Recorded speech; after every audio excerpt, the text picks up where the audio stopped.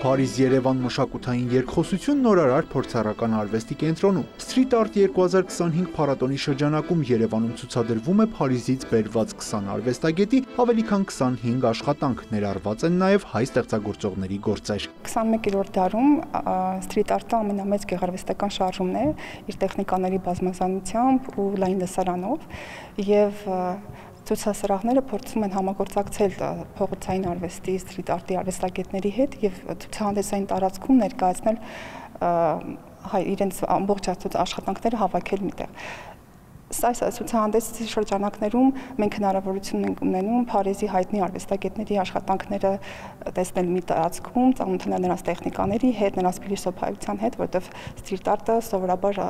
ցավոք սրտի ընկալվում է որպես ուղղակի գեղեցիկ պատկեր։ Ըստ Սիլվա Չոբանյանի փողոցային արվեստը բարձրացնում է այնպիսի հարցեր, որոնք ակադեմիական նկարչության դեպքում երբեմն նույնիսկ անհնար է թվում, եւ դա է պատճառը, որ շատ հաճախ համաշխարհային ճանաչում ունեցող նկարիչները, թողնելով արվեստանոցները, ստեղծագործում են փողոցում։ Ես չէի ուզենա հենց ուղիղ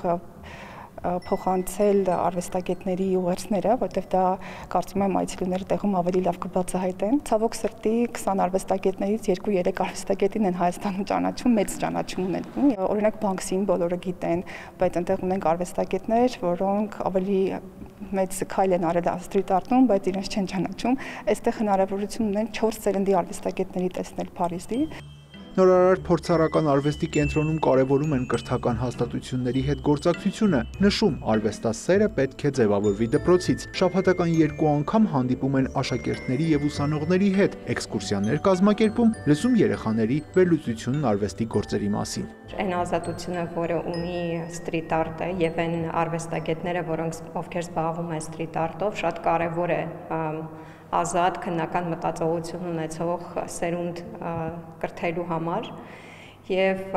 իզուր չէ, որ այս ծրագրի շրջանակներում մենք հենց աշակերտներին ենք թիրախավորում եւ դպրոցականներին ենք թիրախավորում, որովհետեւ կարեւոր է գալ հենց քո երկրում տեսնել արվեստի գործեր, որոնք շատ հայտնի են, արվեստագետների, որոնք հանրաճանաչ են, ճանաչել նախ, հետո դրանց մասին մտածել, քննել եւ ստեղծել խոսույթ հենց աշակերտների շրջանում։